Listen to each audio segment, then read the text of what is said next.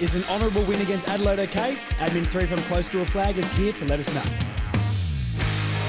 Under pressure, but it's picked up by Archer again. He tries to crash through the pack. He does. He got through Maxwell, and he has a flying shot for goals. And that is a magnificent Glenn Archer goal. 2 in a minute to the man who had the shin. Welcome back to the Further North podcast, everyone. What a time. We've played Adelaide. I was scared, and I don't know exactly how to feel. I kind of feel good. I kind of feel bad, but I've got the best guy to make sure we can figure out what's going on in my head. Admin 3 from North Melbourne, close to a flag. You're pretty famous around here now, mate. What's going on?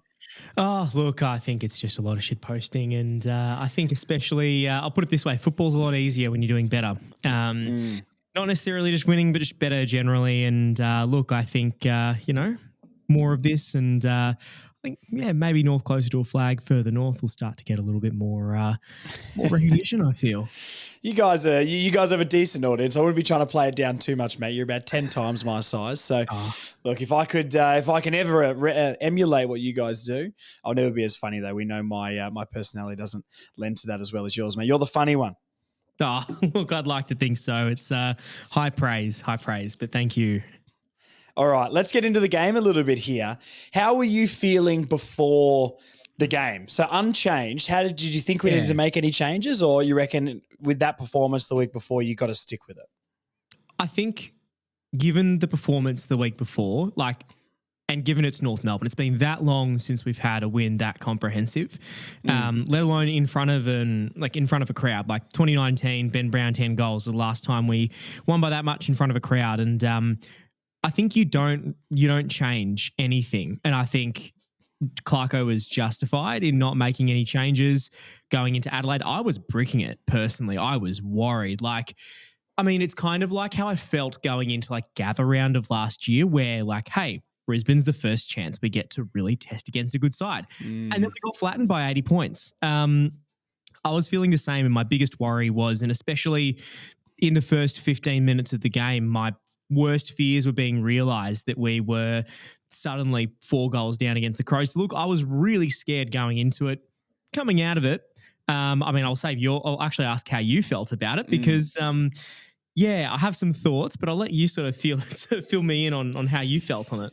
Well, look, we'll dive into it, but I was nervous going into this one, mate. I mean, I've said on the pod a couple of times, I really believe you can tell when a team is good and when the win just happened because the other team was bad. And I think as much as we were sort of trying to convince ourselves the Crows have only played Essendon and St Kilda and blah, blah, blah, realistically, we know they bullied those teams, and you can just tell the size and physicality of that team that they are a legit unit.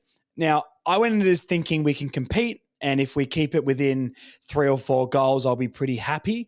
We almost did that. I think 6 goals in the end, 114 to 78. So the lowest winning margin to Adelaide this year was given from us. So I think, that is a tick from where we're coming from. But I was incredibly scared. And like you sort of pointed out, as the game kicked off, the Adelaide Oval was fantastic. It was a perfect day for football as well, by the way, which was really, really nice. But they came out and sort of started kicking away, and they kicked the first 3 or 4, I think. And I'm like you, I'm sort of thinking, this could get pretty ugly early, and our confidence can be absolutely deflated. We didn't kick a goal, I think. Let me see. We're going 27 minutes into the quarter, and then we kick 3 in about 5 minutes, and I'm thinking, I don't want it to give a false sense of security where we're in the game where we've really only had 5 minutes of play that's good, and we've sort of been bullied the entire time. How did you sort of feel it at quarter time? Because when we put the play together, it was really nice. Zerha hit one from the boundary line from about 50 onto Larky's chest, and Curtis, I think Curtis led straight up the guts and sort of received one as well. We did all right, but how were you feeling at quarter time? I felt pretty good at quarter time, to be honest, more than what I thought I would be. And I think one of North's big issues last year was scoring goals quickly. I think, the game against the D's last year, which we lost by a point or 2, I think was probably the best example of that. We could get goals back to back, but it would take so long and it would take so much effort to do that. Whereas what I think we've done better in the last 2 weeks is efficiently move the ball into the forward line and score off very few disposals and actually score in quick succession, which is what we did in the first quarter. And, you know, to an extent in patches throughout the game as well. So, look, I think, you know, I jokingly actually kind of discussed this and I was like, are we mid again? Like, have we upgraded to mediocre? I mean, that's not a bad improvement from last year, to be fair. Because it's kind of, I think the thing is like, I can see us moving the ball a lot more efficiently. Sure, we're not as good at doing that as, you know, say we were before all this, you know, started in 2020. But, God, it's out of sight. For the first 3 rounds at least, even against the Bulldogs, I'd say we maybe did it. I'm sick of honourable losses, or I say that I am, and then I look at that and I'm like, against a top 4 team that's a flag favourite, that at a ground we've never won at, and a team we haven't beaten away in 22 years, since 2004, I think. You know, like, we've done much worse and I expected much worse. But it generally just felt like we were beaten by a very good team. Yeah, but I think that's okay for where we're at, right? Because an honourable, I understand we're sick of honourable losses, but there's a difference between an honourable loss against Essendon and an honourable loss against a top 4 team, which is exactly what you said. And I think that means it's okay. There are certain teams that we shouldn't be messing with right now, and your Giants and your Hawks and your Crows and your Lions and even Geelong. We'll see where they're at, but your Geelongs and things like that. I'm not too fussed about beating those teams. I want to beat sort of the 12 teams under them and really compete and think we should be pushing for wins. And then if we do sort of compete and show we've got guts against those teams, I think it's okay, because our pressure was high early in this game, you know, and we actually had a majority of the play. We just couldn't finish our dinner. We've come out again. I mean, I think 1 goal 3 and then kicked the last couple. So, you know, inaccuracy sort of killed us. I mean, 3-3 to 4-1 at the end of the quarter. The Crows kicked, and the Crows came out and sort of just, I don't know, put their stamp on it a little bit. Like we came out and Thilthorpe kicked one. I think Simpkin, then Fogarty sort of answered back. And every time we got into the game or pulled one back, they would kick the next couple. Taylor Walker and then Fogarty again. And then, you know, we didn't really score another goal until once again the 27-minute mark of the quarter. And it was just the Crows being better, more physical, and just a better drilled unit, slowly chipping away. But I think the positive out of it is that they didn't really put big runs together like we gave up last year. They sort of put 3 goals together. We'd kick 1, then, you know, slug it out for a bit, kick another, then they'd kick another 3, and they slowly chipped away through the game. So I think that's sort of a pass with me. I just want to point out at the end here, like some of the goals were really, really nice just before halftime. Like Paul Curtis created a contest in front of goal and spilt the ball out to Zerha, who then snapped one and pointed at PC straight away for creating that contest. And then it's the little Luke Parker mini switch to Jack Darling, who just sent one from 50 and said, Kane Corns, start warming up those hamstrings, mate, because you're running the tan, big fella. And that was the thing I noticed. It was the way in which we were kicking goals and the setup, the style, obviously, like Sherry with a couple of awkward kicks inside forward 50, Curtis taking it on the lead. But that kick from Parker to Darling, that is exactly kind of what we needed. It's that creativity to think outside the box rather than just, you know, panic, kick it to the top of the square to like an 8-man contest and then, you know, cross your fingers and hope Constanti or Hansen Jr. pick up the crumbs. The fact that he's able to point out and find a teammate in Jack Darling who then has the maturity and the experience to know that he can kick it from 55 out. And I think that is very, very refreshing to see, is that we're trying different things when we're being challenged and tested. And of course, like you said, Adelaide, even though we kick a couple of goals, you can tell they're a good team because they don't panic. They weren't like, say, Melbourne last week, which really began to panic and really began to dip the head. They saw us, they kicked it, we kicked a couple of goals, and they were like, they settled, they found a steadier or 2 or 3. And that's just, you know, evidence of a good team. I always, you know, I'll look at that game and I'm like, had we played, you know, a team, to be honest, from maybe 7th downwards, I reckon we probably could have won that. Yeah, I don't think the performance, obviously we can't really rate it against the D's much because of the final result, but I don't think the performance around the ground was too dissimilar. I think, the big thing from this game, which we'll get into, is like skill errors for both teams, to be honest. The amount of out of bounds on the Fulls and turnovers where they just kick it, both teams straight to each other. Obviously, the Crows had less of that throughout the day.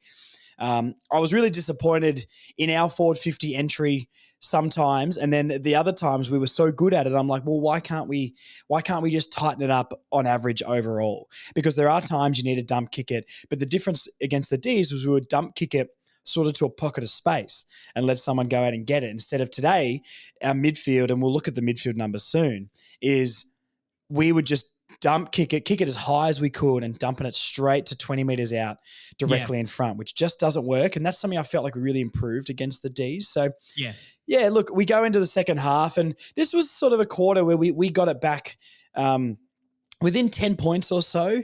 We didn't end very well. And then the fourth quarter, it sort of just got out of hand, but we really fought through the middle part of this quarter. We had a patch sort of at the start and towards the middle of the quarter where we were the better team. You were using the ball much better. Once we got the ball into our 50, we looked pretty dangerous. Darling kicked his second goal. Constanti kicked his goal as well. Paul Curtis kicked a goal. Larky kicked his third. And up until just after halfway, I was like, we're right in this. And it's a patch of a game against a really good team, which I feel like you said before, if we come up against a lesser opponent like the D's, and we showed, we can put it together for longer. But the good teams, and especially the physical teams, can get on top of us. And then, the Crows sort of kicked the next 3 goals. And as the fourth quarter went on, it was... The commentators were really trying to make it sound like we were still in the game, but, the general play just was with the Crows.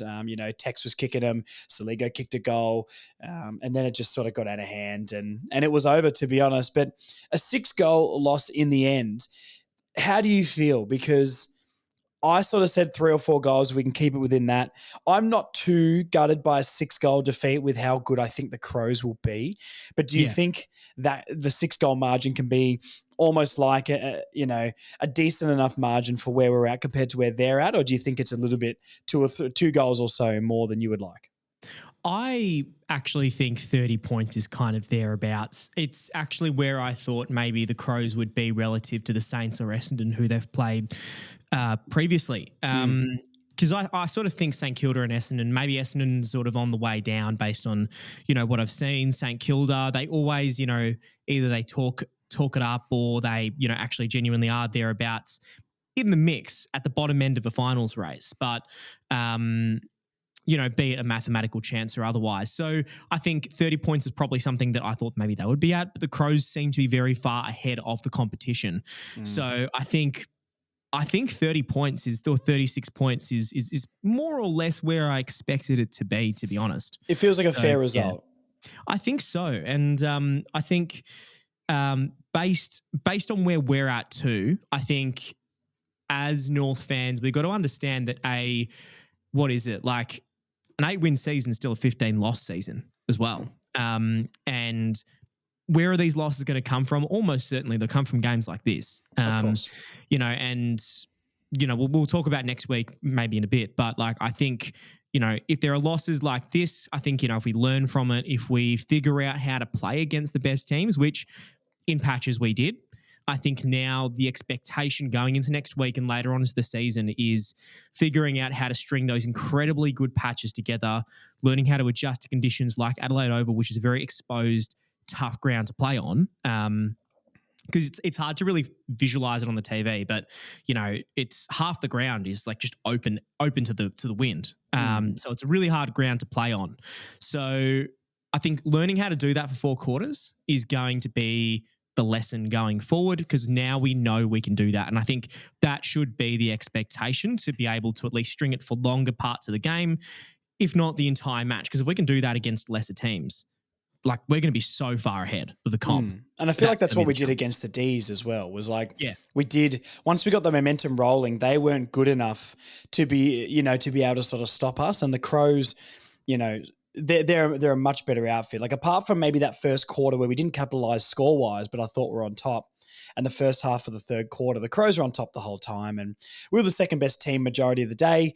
But once again, we didn't give up those big runs, and we didn't lose our spine. We didn't just fold like we did in the years gone by. And I think that's a much bigger takeaway than analyzing that we didn't win. You know what I mean? Because once again, it's where this team is on the ladder. So I think it's okay. Let's get into each line of the team. Do you want to start with the defense? Do you want to give me a name or general comment on the defense of how you thought it was for the day? I think we should, because this was an intriguing difference in terms of standouts. Now, I've obviously always got good things to say about Comben. I really only think Sam Darcy is one of the few forwards in the games that has his measure. So I thought that was pretty good. Luke McDonald is one I want to talk about, because he's always, the whipping boy of the club. In my opinion, maybe a little bit unfairly, but I think he really, really, he stood out.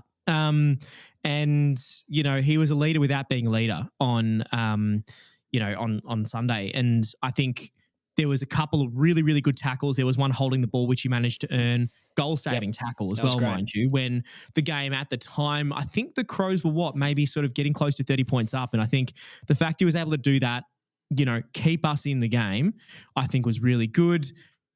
I think now that he's sort of got that confidence back, and he ran at 100% disposal efficiency, mind you, I think he really does deserve a lot of credit, because he has copped so much stick.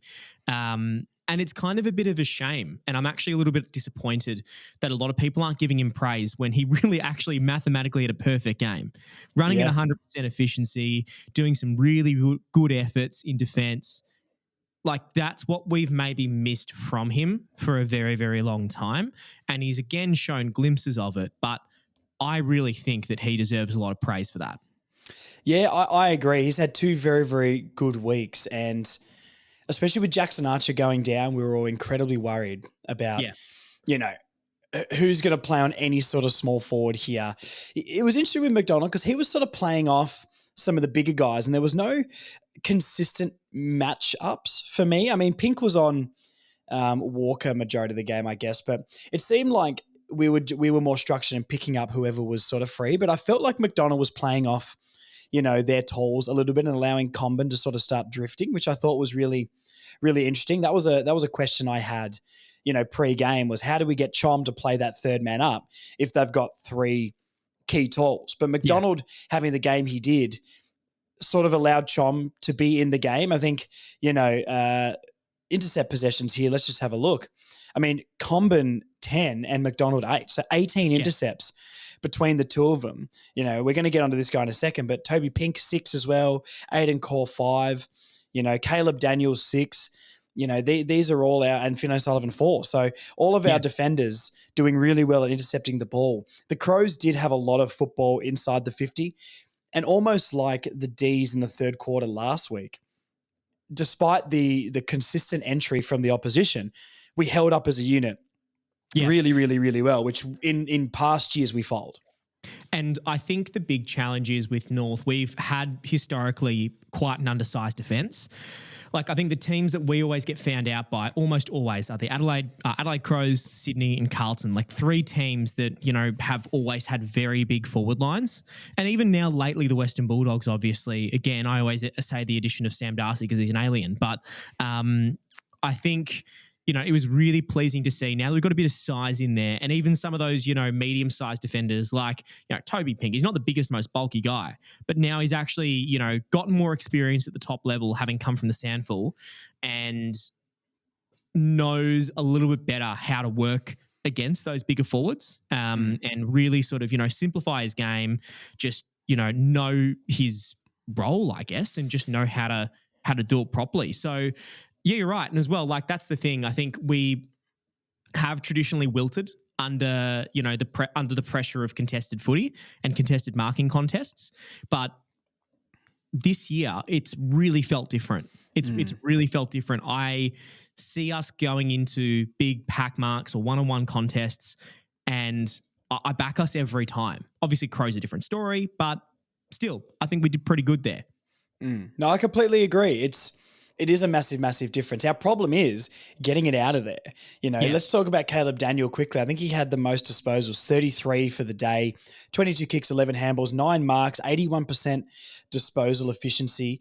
A good game from him, but still a little bit sloppy from foot disposal, but I think maybe we're trying to pretend that he'll never make a mistake. And in game, I just don't think that is ever going to be the case. It's also the options that we give him, but that's our biggest problem is now defense one-on-one, and our defense to hold up and reduce opportunity has got a lot better. But us getting out of the back 50 is still the hardest thing. I like Daniel and O'Sullivan trying to do that. I think it's very, very good. I thought Chom's kicking was pretty good this game as well. Good switching and didn't really miss many targets. I don't know. I'll see if I can find out what he went at disposal-wise. But, I think that's been a massive, massive improvement. So, Comber wasn't maybe quite as good as I thought he was disposal-wise, 61%. But it just felt like he was more assured by foot. Yeah, on Caleb Daniel, I really think, and it kind of frustrates me, and I know a lot of the admins closer to a flag that Caleb Daniel cops so much flack. I mean, I would not have imagined a leading disposal getter with 82% efficiency. And, there are people in our not in our comments, but in the comments of a lot of North socials being like, Caleb Daniel is the worst recruit ever. And I'm like, that's wild. How can you first off, no. No, it's secondly, yeah, you're right. I genuinely think, he's a very quick mover of the football. He is very good as a player. Yeah, sure. He did make a couple of mistakes, but he's never going to be one of those he's not sizing up for an extra small Australian blazer. It's, I think. Put it in the wash and shrink it down. Yeah, exactly. I mean, probably from the Kmart kids section or something. I don't know. But I think, he's never going to be that level of player. But I think to stand out in North Melbourne, you don't need to be that kind of player. So he's always going to be good. He'll make a couple of mistakes here and there, and sure, he could be better. But I also think, he's still pretty good. He's not bad by any means. Yeah. I don't know. We're expecting perfection, and that's just never going to happen. I mean, we've upgraded. He's only played 3 games for the club. I mean, 81% disposal efficiency on 33 touches, 22 of those being kicks. Pretty good. I don't know how many other players are going to be matching that at AFL level, especially when you are under the pump against the Crows, who are a very, very pressure dominant team. So, look, I think it's a tick for Daniel for me. I think people are going a little bit harsh on him, but hey, that's the internet. We know how it works by now. Let's go to your man, Toby Pink. I thought Toby Pink was great. This was his best game for North Melbourne, in my opinion. Yes, and I think he's really grown in the last, literally last week. I had always thought he was kind of, thereabouts on the cusp of selection, a few weeks in, a few weeks out. But based on his last 2 weeks, I don't see him leaving the side. Well, how does Logue get back in? This is the thing. We've had, I saw comments, Logue's got to be back in. I posted my TikTok and reel about 5 things we learned, and I praised Toby Pink, and a few of the comments were like, Logue's got to come straight back in. Pink made mistakes. I'm like, I don't know if obviously we just like certain players and don't like certain players. And I'm not ever going to say Toby Pink is going to be a staple down back for us, but Tex Walker's goals that he kicked, I don't think he was on Toby Pink for the majority of those. One of them was out of the ruck where he was on Darling, I believe. He kicked another one sort of in open play where he just bombed it into the 50 and it swung in the wind and went through a bit miraculously. One-on-one, he was really, really good. Intercept possessions, 6 intercept possessions this game, a bunch of marks, decent by foot. I love Toby Pink's game. And right now, if Griffin Logue is fit next week, I don't think you can drop Toby Pink to bring in Griffin Logue. You can't drop any of them, to be honest. Yeah, and I think against a team, like Sydney as well, I think, I would fancy Toby against them. He knows the game plan, mate. This is the exactly. We need to play Constanti, Stevens, Pink, and Parker to get that Sydney knowledge. That exactly blood culture right, on him, mate. But look, I think, he's really grown into the game and he's really gotten a lot of confidence. And, my biggest, probably my least favorite memory of Toby was Good Friday where, I think he was playing against Curnow, I think? I think it might have been Curnow. Yeah. And literally every single contest he would just get smashed at. But now he knows how to, properly contest and properly intercept. He works to his strengths now. And I think he puts himself in a position where he's able to get those intercept possessions and where he's able to, sort of at least outwork his opponent or get into a better spot. So really pleasing to see. And I think, while Logue is good, I mean, it's the same sort of, actually, now that I think about it, it's the same sort of thing like when Jerry was initially in for Goldstein. It's like, well, sure, Logue may be the first choice, but if Toby's doing good, like he's got to be in. And based off that, I think he's in until he's either not or Logue proves he's better. Yeah, no, I completely agree. Look, long term, I want Logan's side. I can already hear the comments down below going, oh my God, they think Toby Pink's a better player than Griffin Logue. And that's not the case. But you've got to reward form. And he's put in 2 really, really solid performances. You know, I had so much discourse when Toby Pink was coming into the side against the Demons. Oh, God, if we're playing Toby Pink, then we're just not going to win this game. We have to move on from these players. Why isn't Dawson or other Dawson playing? Why isn't Whitlock playing? Toby Pink just sort of came in and went, this is why. And he's been really good 2 weeks in a row. So do we think he's the better player than Griffin Logue? No. But if he's rewarding, if he should get rewarded with getting picked if he's proving his worth in the team. Aiden Core, another really solid game from him, not standing out at all, but that's kind of what his job is, just blanket the guy, reduce shots at goal. I mean, look, the Crows forwards are very, very good. You know, they kicked 8 between the 3 keys. So, but I don't think anyone was really bad down in that defense today. So good job for Core, just blanketing his man all day and, you know, limiting what could have been big days out for them. Texas goals, 2 of his goals were pretty lucky, to be fair. So realistically, we didn't give them too much in my opinion. Before we go into the midfield, give me a little bit of Finn O'Sullivan chat. I want your thoughts on Foss because he's looking more confident every single week. He's like, this is the thing I find about Finn. And don't get me wrong, I love Harry Sheasel, I love Wardlaw, Dersma, McKercher, you know, that new generation of midfielders that we have.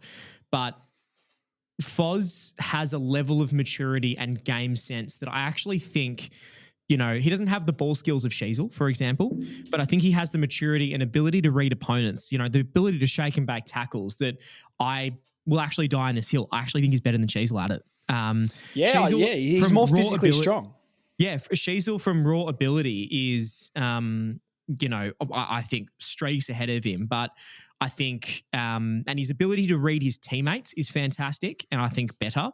But I think Finn O'Sullivan, his ability to read his opponents has been fantastic. He knows where not to be, whereas Sheasel knows where everyone else needs to be. And I think that's what sets him apart. Like the fact I don't see him getting, you know, run down in a tackle ever.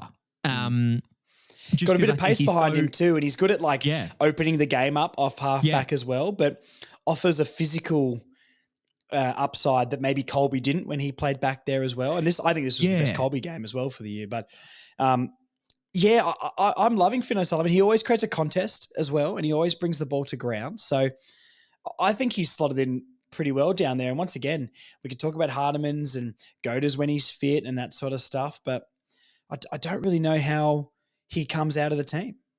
Yeah, no, I think and again, I think there were those questions about, you know, does North need another mid? But I think he provides a different type of midfield energy. He provides a really good, like, quick rebound that, again, I don't think we've had for a long time because, again, we've been so slow and slow moving as a team that we've had to rely on those long bombs up the middle. Him, McKercher, Bailey Scott, Caleb Daniel, all those players that can really know how to move the footy, keep it in their possession. And I think, again, Finn does that the best.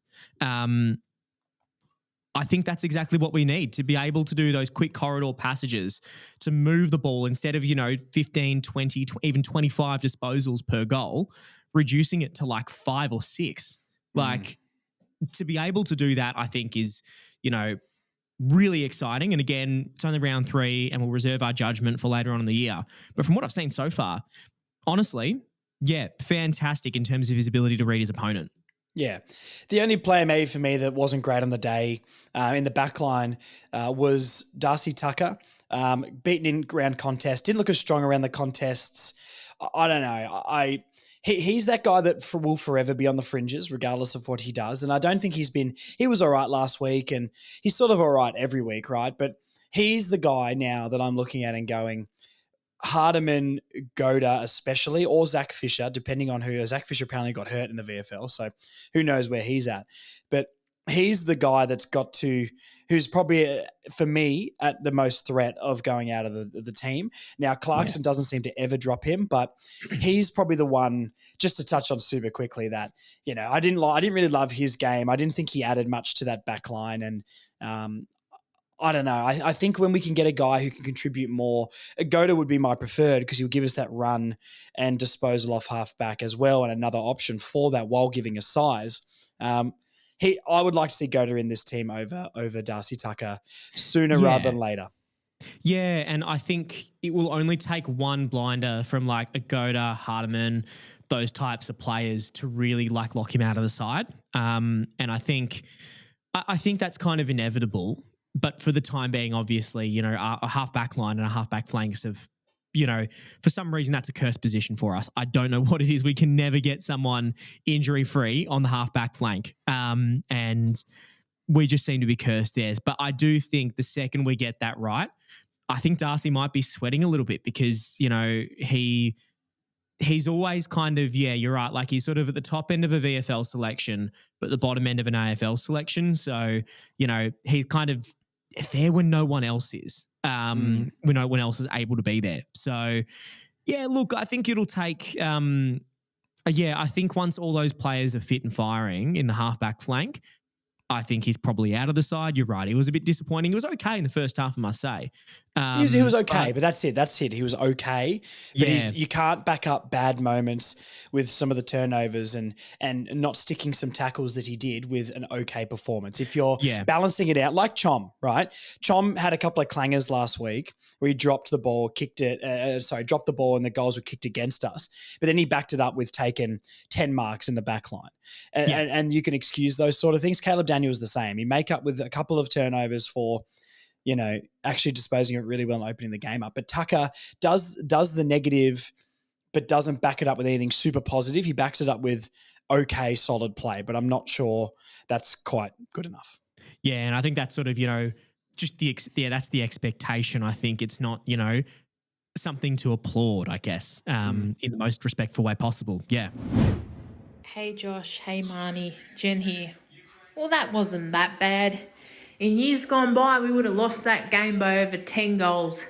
And it's better than any other team's done this year so far against the Crows.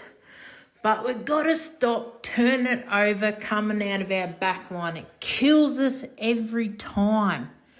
Fins up, baby, for Finn O'Sullivan. The kid is good. Go the Roos. I was hoping it would be closer than that. LGU, my boy. You really need to start standing up when the club needs you, when the team needs you, and not when they're all playing well. You want this contract, you must lead by example.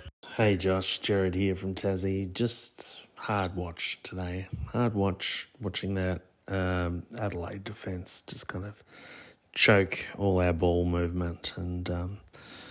But so excited to see Foz and very excited for Phillips to play a full game. Hansen Jr. was just off just a little bit, and it was frustrating to watch.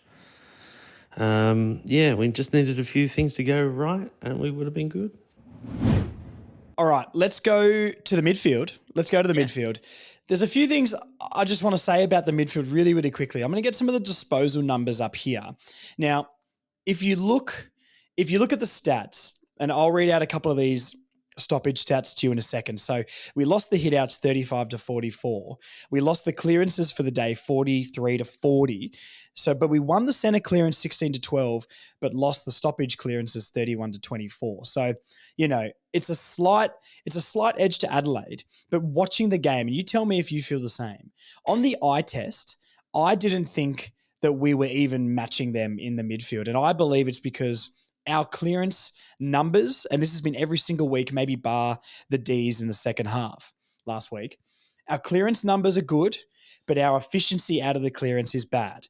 Especially in the first half against Adelaide, we were bombing that thing as far as we could. We looked like we were very timid and we were very nervous once we found a bit of space that there'd be a crow hunting, and we would just be kicking that thing as far as we could. LDU, Powell, Simpkin, everybody basically was just dump kicking it, which was a big backward step for me from the week before. Now, before I get your thoughts, I'm just going to read some of the possession stats for each individual player from this game. So Simpkin had 31, and we'll go through these guys individually in a sec. Simpkin had 31, but I thought on the eye test, maybe the poorest of the mids with some of his kicking and turnovers. But overall, I mean, 9 clearances, 31 touches and 680 meters gained. Not that bad, but still, some of the turnovers were shocking.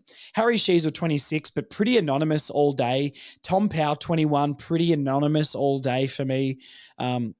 Luke Parker, 21 touches. I actually think on the eye test, once again, he was our best midfielder, or most impactful midfielder is maybe what I'm trying to say. 21 touches, but I think he did a lot with the footy. 10 tackles as well from him and 5 clearances. A lot of CBAs for him. But then you sort of scroll down, LDU only 19 touches. Like Jerry only got 17. I know that he was a little bit hampered with the injury, but, he was still out there the whole game. 12 touches for Bailey Scott, 12 touches for Will Phillips. What's happening? Because our midfield, we got decent midfield numbers, but I don't think the efficiency out of the midfield was good at all. And our best users, especially Powell last week, having such a good game. LDU still had moments to step around people, but 19 touches for him is not a good game. What do you think's going on in there? Yeah, I think just based off, again, just my sort of general observation, it's really interesting in terms of how we do centre clearances versus how Adelaide does centre clearances. At least from what I found, Adelaide is a very direct, they're a very direct side and a very fast-moving side in terms of they'll get a few quick handballs out, actually kind of like what we want to do and, we've done this season or tried to do this season. So I think maybe we don't quite know, compared to, say, Melbourne, who, at least from what I noticed, liked to play it out wide after one or two disposals for the clearance. So I don't think we know how to do a good centre clearance or a good centre bounce after, against a team that does it the same way that we do. And I think as well, at least from what I noticed, they tended to work a little bit harder around the contest just to be, not necessarily to win the clearance, but just to get numbers in there. It kind of felt like we were always maybe a second or two late, and all of a sudden it's a 6-on-4 or a 4-on-2 in favour of Adelaide. So I always just kind of felt they had an extra 2 numbers at all times for those clearances, both around the ground and at centre bounces. I was kind of there always thinking, wait, where are our numbers? Yeah. And we didn't quite, and you're right, like in terms of just dump kicks, it wasn't quite the centre clearance or stoppage clearance that I was used to. Because I'm used to us, playing, it's almost the AFL way of playing our way from the back. Like in soccer, for example, we're usually very methodical but quick about it, whereas this was very panicky and just sort of hoofing it up into the forward line. So, look, I think we need to figure out how to be calm and composed. I think maybe we were a bit panicked and maybe used the ball quite well, that being said. But, yeah, I just sort of think maybe we didn't have the composure that Adelaide had in those sorts of circumstances. Yeah, for sure. I mean, I'm going to read out some of the centre bounce attendances here as well. So LDU 26, most on the ground for us. Jerry's always in there, so we don't worry about that. Parker, 17, Powell, 17, Phillips, 16, Simpkin, 12, and Sheezel only 10 compared to 17 the week before. Now, we'll put this together in a package with Sheezel in a second, but I think we need something different in this midfield. And Wardlaw coming back in will help a lot because he's got that ability to break away from a stoppage. LDU, no question about him in there. Powell, Parker, and LDU as the 3 most common in the midfield, and you can throw Will Phillips and Simpkin in this query. To be honest, I wouldn't rate any of those guys super good ball users. Maybe Parker, just because of his experience. But we know LDU's ability to just bomb it long without looking and butcher a few kicks. Tom Powell's the same. Will Phillips, I don't think is the greatest user of the football. He's not bad by any means, and I think he is cleaner than the others, even though he doesn't get around the ball and maybe have as much impact. But Simpkin can butcher it. we don't have our ball users. We need our ball users off halfback and in the midfield. So if O'Sullivan and Daniel are down in the back line, how come McKercher, and I know he doesn't really play in the centre square that much, but I think it's time to maybe throw McKercher around. He only got one centre bounce attendance. Now, I don't know what his numbers were in the weeks gone by. I barely remember him ever being in there for North Melbourne, but I think we need his class and his burst of pace out of the middle because he's a player that if he bursts away from a pack and he's got the agility and speed of an LDU or a Powell, it may be even better speed than those guys, that I think is going to at least try to use the ball and kick it onto someone's chest. He had a beautiful kick inside the forward 50. I think it was to Paul Curtis's chest in the game. And it's one of the only times I really saw someone deliver it cleanly like that. To package this up with Harry Sheezel is probably our best ball user. Daniel, McKercher, Sheezel, I think we can all agree are our best ball users. So why aren't any of them getting centre bounce attendances? Sheezel only 10. It's a weird one with Harry Sheezel to me, mate. He's been really flat for the year. Not bad by any means. Still getting decent numbers and still contributing, but he's not breaking the game open or having big moments like he has done in the previous years. Now, he's just a bit flat. And, I've done a video that I'm going to be releasing midweek. So I'll reserve a few of my thoughts on this for then. You can watch that over on YouTube. Please subscribe. That's going to be exclusive YouTube video, get released midweek. But his efficiency numbers are down. His kicking numbers are down. What do you think's going on with Harry Sheezel? And do you think putting a Colby and him in there more is going to give us an element that maybe we missed on the weekend? Yeah. First off, you're right. You're right. He hasn't been his best. He's still been good, but like I say with him and LDU, their best isn't good. It's best in the competition. And that's exactly why I want to bring it up, because you've probably heard a bit of the Tom Powell stuff that people think I hate him, and I criticize Tom Powell, and people are like, whoa, why are you picking on Tom Powell? I'm not. I'm saying the same thing about all the players evenly, but I hold Tom Powell to a high standard like I do an LDU with Sheezel. Now, do I think he's as good as those guys? Not at his peak, but he's a very, very, very good player, and that's why it's okay to criticize. And Sheezel's exactly the same, and this is why I bring this up, because I'm not criticizing Sheezel saying he's bad at all. He's still completely fine out there and doing well. But is doing good and a thumbs up 7 out of 10 game for Sheezel okay? No, he's arguably our best player. He needs to be A+ every single game. That's how you get measured against the best players in the league. Your Dacos, your Bonts, your Cripps. I know the different types of players, but if Cripps has a bad game, it's noticeable, and you got to talk about it. Bont is the same, Dacos is the same. So I think it's a fair discussion about Cheese. I think it's actually interesting. There's a diff. Again, North close to a flag, ever the optimists. I always say that there is, to a degree, somewhat of a positive in that we can be competitive and we can actually do quite well. Like again in the D's game where he wasn't at his best, we can win games without him at his best, and we can win games with the absence of your George Wardlaws as well. But then I worry that being said, while we can do, and that's the thing I was worried about. If Sheezel's done, we're cooked. But while we are actually doing okay without Sheezel, my worry is I don't think we can actually get that far and consistently match it with the best without him at his best. That's how we've risen the floor, right? We've risen the floor that everyone else around him doesn't need to be dragged by his unbelievable performances. But you're not going to win at a high level, or you're not going to take a step to that next level if you can't raise the floor, but then your icing on top is also standing out as well. Yeah, I'll put it this way. Sheezel had 35 to 40 touch performances and we would lose by 60 points. For sure. He's not, has he actually hit 30, has he gotten 30 disposals this season?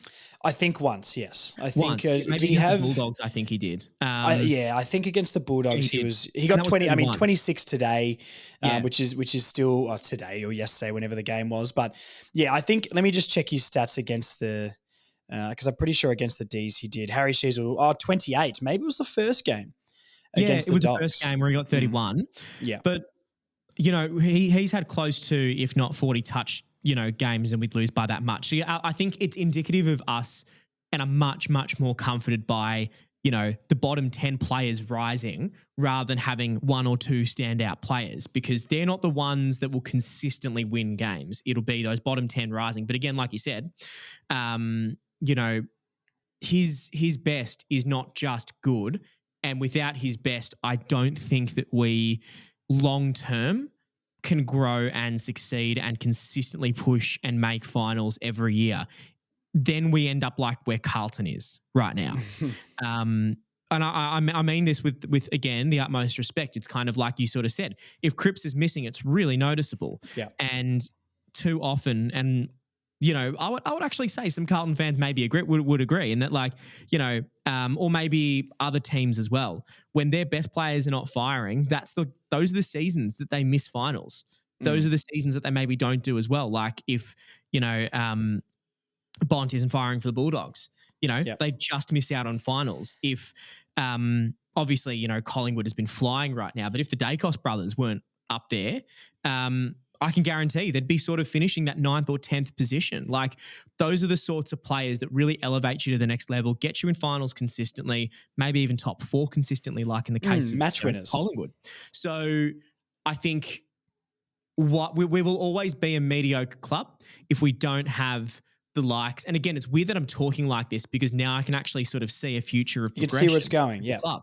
And this is why we're giving that criticism, because we can see it and we want it, right? Because and I fully believe Shees will get back to his best form within the next few weeks. I think he would be more aware than anybody else that he's not doing anything wrong, but a couple of little turnovers here and there, and maybe not having that class and polish to open the game up like he was last year. So look, I think I speak for both of us. We back Shees 100%. He's going to get there, and maybe he's just having a couple of flat weeks. Some people have been rumouring he's been carrying an injury, even though no one's been really saying what. So watch this space. I want to go into one guy in a second, but what are your thoughts on chucking a Colby in the midfield?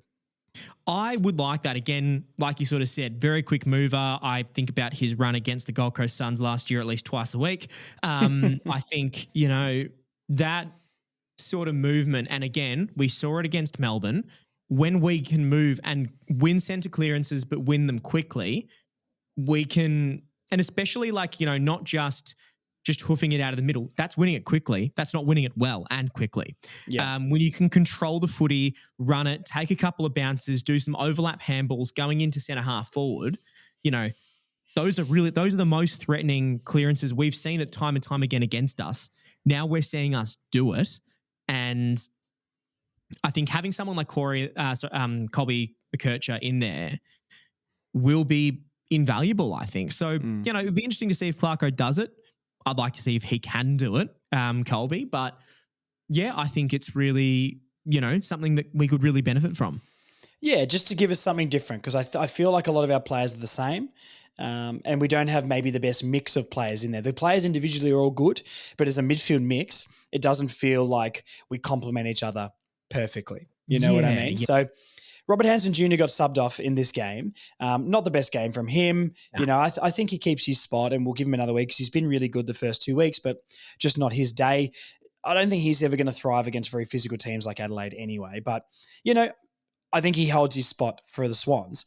I want to talk about Dylan Stephens a little bit because I've been a little bit of a Dylan Stephens believer. I've got the badge. You know, I'm the Dylan Stephens guy. Not that he nearly brought us back or anything, but, you know, 11 disposals, 7 kicks, 4 handballs, 2 marks, kicked a goal, and only played a quarter. It was a good performance from him, and it's sort of exactly what you want from the sub. He was sort of playing that halfback up to the wing role. Disposal efficiency, 82%.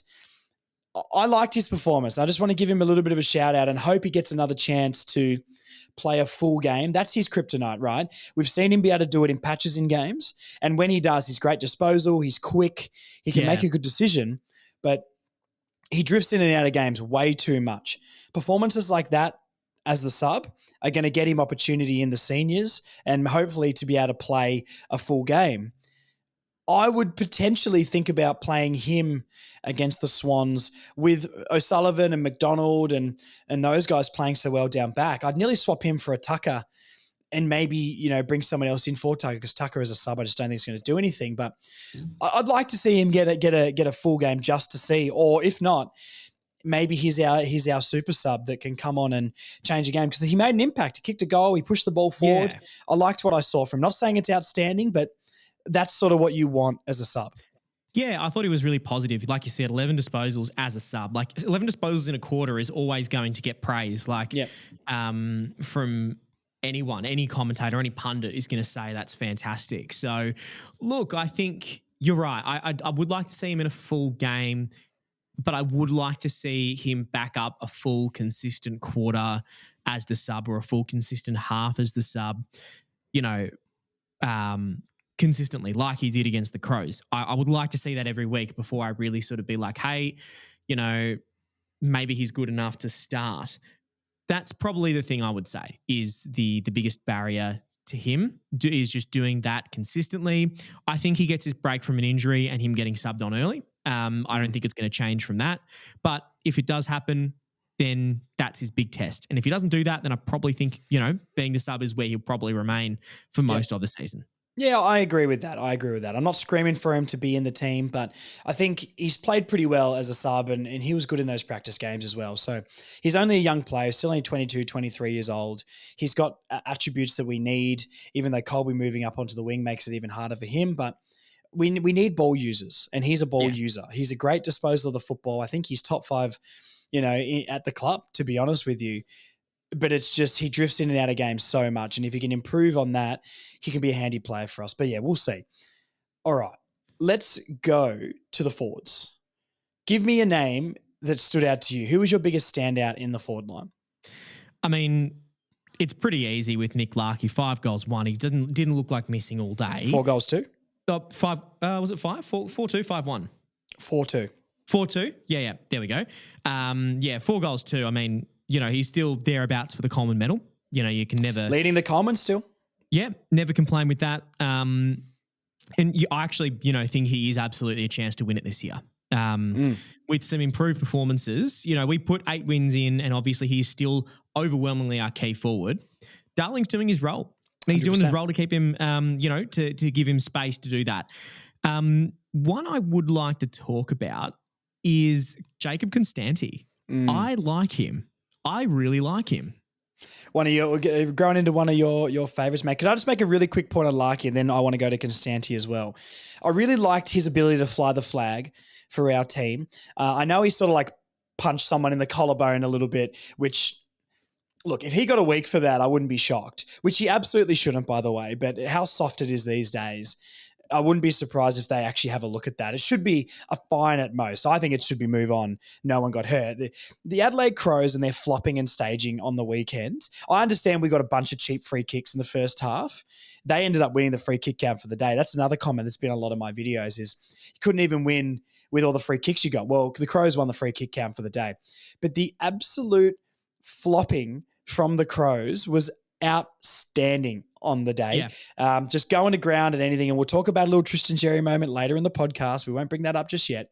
But I just think it was really, really, from a big physical team, I hate the ability that the Crows had to win the ball in a very soft, way. Every single tackle we laid, they were throwing their arms up to try and make us tackle them high. Every single time Sherry or Larky was tackling someone, they were ducking their heads and getting free kick. Really, really soft from them. Really, really poor. I guess that's the game. A game's a game, and they won that aspect of it. But, I've seen a lot of Crows fans complaining about the free kicks when, it's almost like they're prime James Harden, a complete foul merchant. Yeah. I mean, look, I obviously can't comment for other reasons about that sort of stuff, but I would definitely say I don't like, just play to the whistle. Don't, you don't need to sell it. Yeah, don't raise the elbow, that sort of thing, to sort of, force those sorts of free kicks. Especially O'Brien, that really, I was just kind of like, man, you're a big boy. Like, there's no need for that. And you're right. Like, I just think it's for a team that is as good as Adelaide, I don't think they actually really needed to do that. Like, you take that out, they're still winning quite substantially. And I think it was just very disappointing to see. That sort of play is just not what I like to see, and I don't think it's it's just frustrating. Yeah, I mean, look, the Crows fans will be the first to say the game's gone soft, but their team seems to be the Shea Gilgeous-Alexander of the AFL right now and only getting fouls. Let's go to Constanti then, because it's your man. 2 goals, not heaps of touches, only laid 1 tackle, I believe, for the game, but he's buzzing around everywhere. And our one question about him was, can he impact on the scoreboard? We don't want another Kane Turner. I know you'd love that, but I don't want another Kane Turner here. And it seems to be a few levels above what that is. Give me your rundown on Constanti. I think you're right. Like he seems to, like you said, buzzing around everywhere. I think his work rate, he has the work rate of Kane Turner with the ability of Bailey Scott, for example, is what I would say. The ability of Bailey. That's your go-to ability guy. I really think I like to describe if Scott Pendlebury is a Rolls Royce, Jacob Constanti and Bailey Scott are the Toyota Corollas of the, of the comp. I really, really think that they are very reliable players. And Jacob Constanti, he works bloody hard, and you kind of know he's going to be at least a chance to pop a shot at goal. And you'll find it in really weird situations. His opening goal was a bloody ripper against Melbourne. It was incredible. Yeah. And again, he's able to pop up when you least expect him. And I think that's what's going to keep us in games and get us back into games as well. Because we've sort of lacked that. We've lacked that person in that kick into space. He can really find, he can really work hard to get under the footy there. And I think that's going to be the difference for us when we're in a bit of a pinch. So, yeah, I've only got good things to say about him so far, because I really think that, he's shown quite a lot of promise. And I mean, realistically, I don't see him leaving the side. I thought he was going to be the steak knives deal, be on the list for a couple of years and maybe see you later. But it's been totally different. Absolutely different. That's been phenomenal to see. Yep. No, I completely agree. The only negative I'll give on him, he went for 28% disposal efficiency for the game on his 7 touches. So that's 1 or 2 good touches for the game. But kicked 2 goals, I guess it doesn't matter in the end because he impacted the scoreboard. So just tighten up those kicks and handballs, Jacob. I know he's always in and under, so that's probably why. I don't feel like he turned the ball over in bad areas and let them just run down and transition. So, it's probably just him under a pack handballing it out and went to a Crows player. But look, I like him. I think he's annoying. He's a bit of a tip rat, and I like that. And if he can be 1 to 2 goals a week, even a goal a week, a goal and a half a game or something he can average for the season, I think it's a player that's going to, play in the team. Curtis and Zerha, we can package them together. Nothing crazy outstanding from them. Curtis, another 2 goals.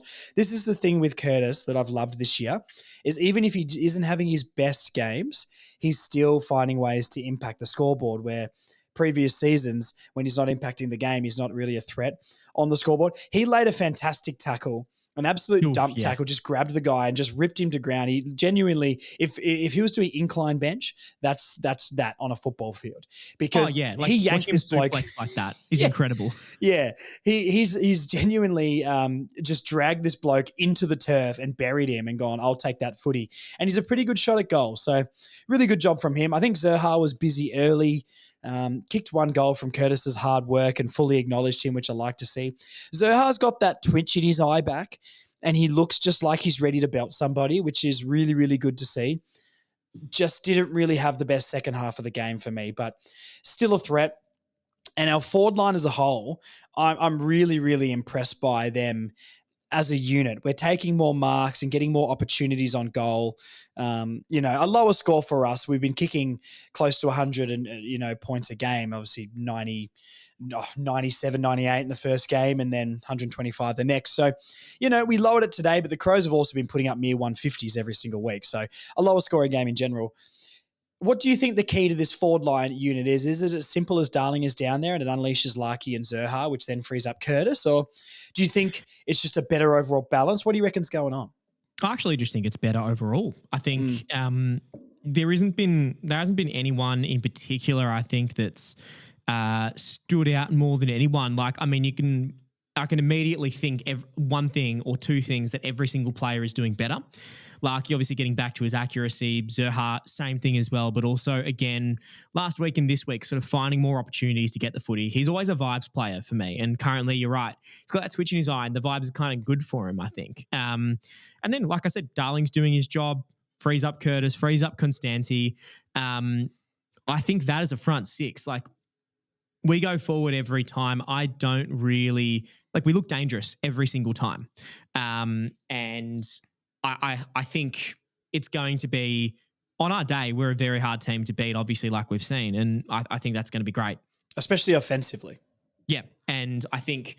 Yeah, like I think just overall, and then it comes back to that whole thing, like I said, it's like, you know, we've seen an improvement of 10% in 10 players, not 50% in one player. And I really think that has shown in these last 3 rounds. Again, we've got 20 games to go, and, you know, I'll reserve my judgment for later. But from what I've seen, it just seems like everyone is doing better.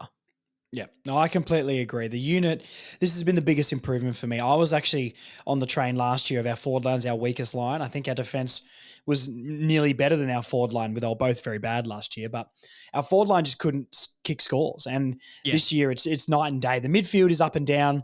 Defense looks more solid, but the forward line, I think, is really, really solid and functioning very well as a unit. So I'm really impressed. Larky kicked a goal from outside 50 as well. We just need to acknowledge that, because I didn't know he had that that juice in his legs, to be honest. He's just monstered it from outside 50.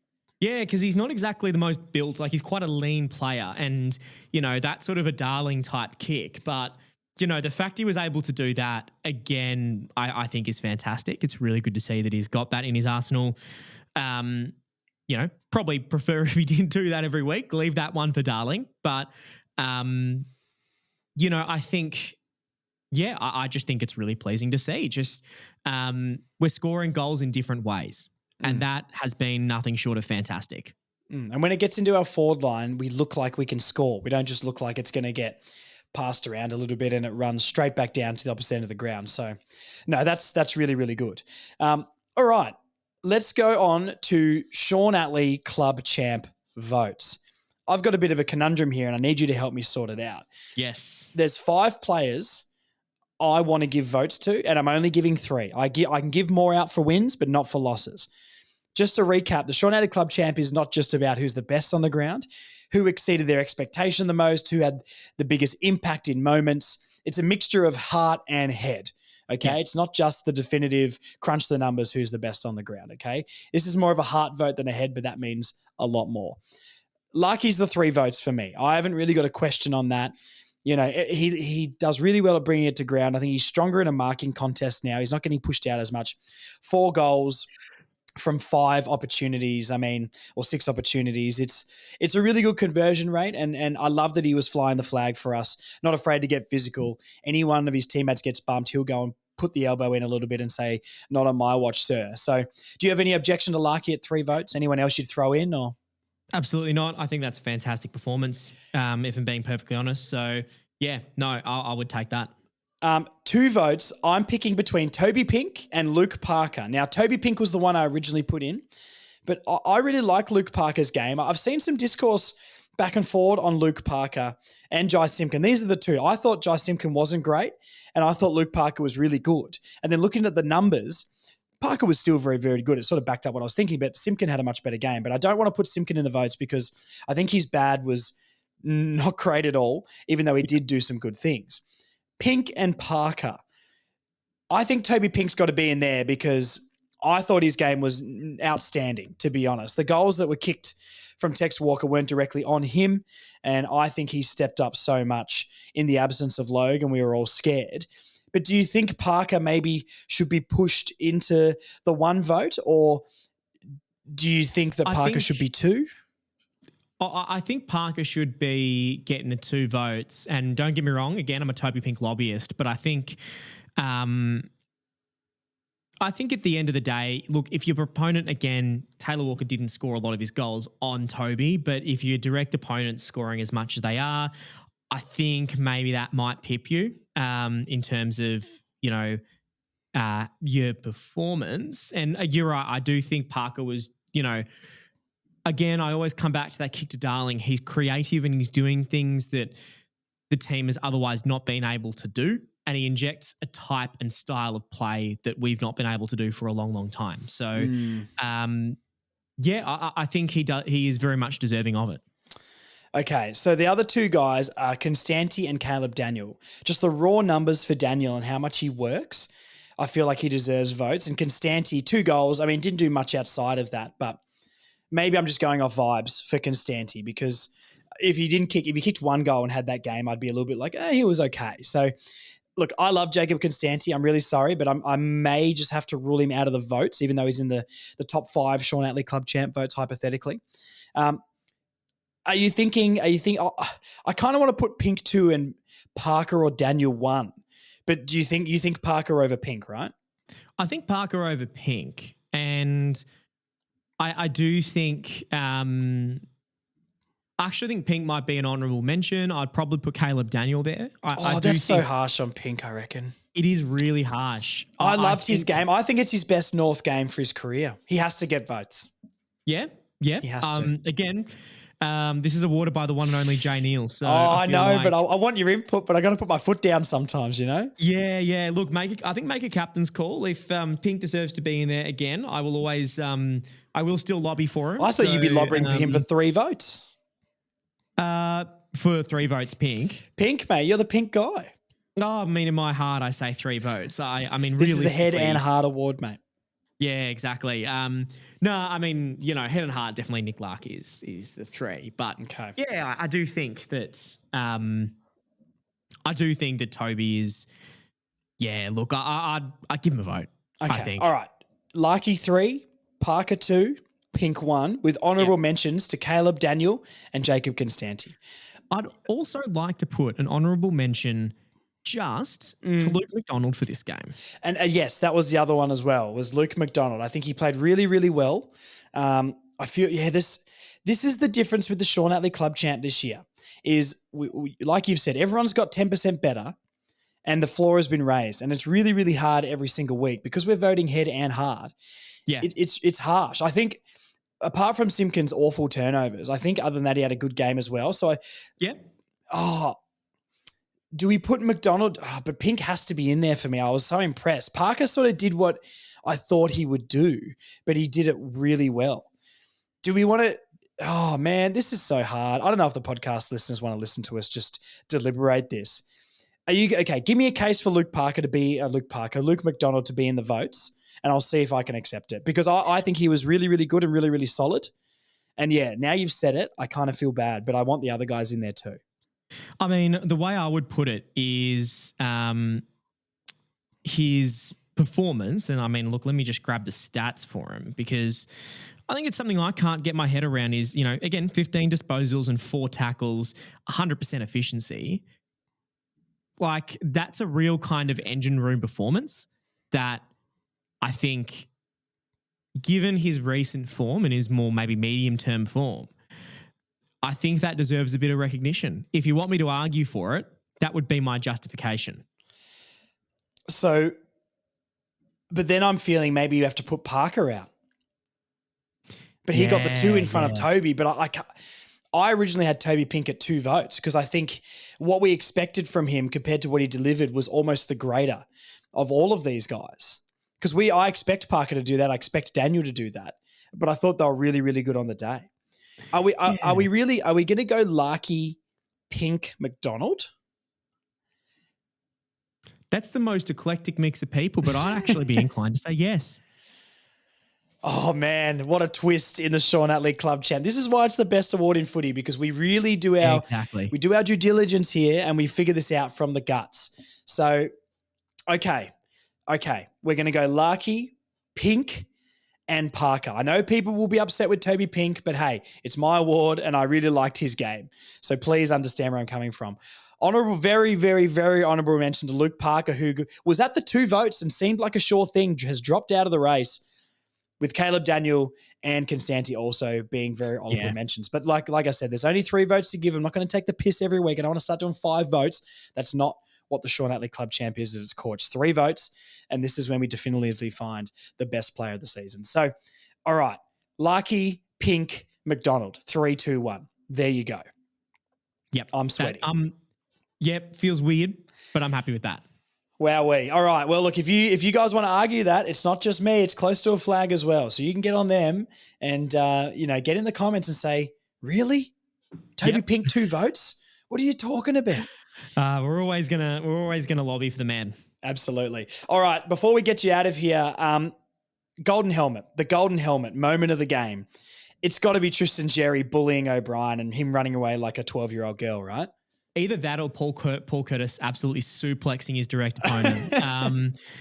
I thought that was incredible. Yeah. But I do think Xerri gets it purely because, you know, of the context, the type of player that he was up against and the type of player that flopped.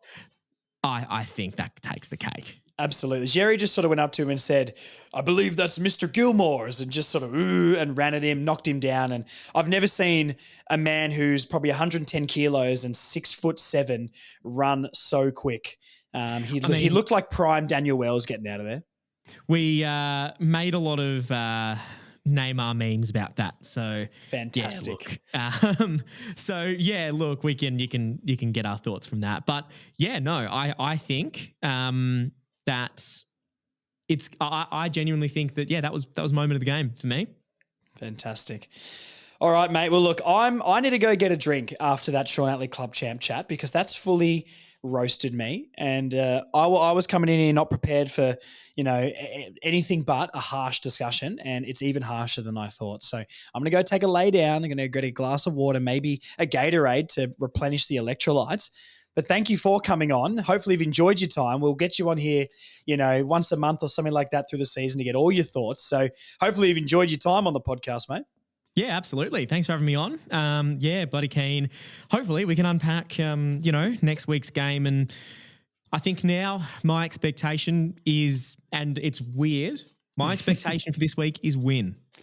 I completely agree. And this is such a weird space. We were at the game against the D's together, standing in the bay, and we looked at each other midway through the last term and looked at each other and went, are we good? Can we just sit down and enjoy the football from now on? And it was just a moment that I didn't think I would ever get back in a football stadium, of not either being so angry I'm staring at the roof or so nervous because we're only 4 points up against the Gold Coast Suns. So it was a nice moment. Yeah, absolutely. So yeah, look, we'll wait and see. Maybe we've upgraded to painfully mid. Look, I would die for a 9 to 11 win season, mate. So I'm not beggars can't be choosers. You know what I mean? Yep, exactly. Any chance of Bay 29 back for the Swans game? Yes, we will be. Tickets are out now, actually. So definitely get onto them. Again, look, bit more expensive this year, not through our means or anything like that. But definitely get on them. We love having it on. And as I'm sure those who were down on the weekend or against the Melbourne game can testify, it was a good day out. So join, it'll be good fun. Absolutely. It's my favorite reason to go to the football. It's nice seeing all the podcast listeners and the Close to a Flag fans all in the bay. We all get around each other. We're making mates in there. And if you want to be in the heart of a Kanga, that is the place to be. Bay 29. The tickets are out. So get on Close to a Flag on the socials, Facebook and Instagram. They'll cover it all there. Further north, you know where to find me. Please subscribe on YouTube. Follow along on Instagram. That's the best place to get me. Facebook also has a bit going on too. So thank you, everyone, for watching. We'll chat to you soon. Thank you for coming on, and go North. Lovely. Go Room.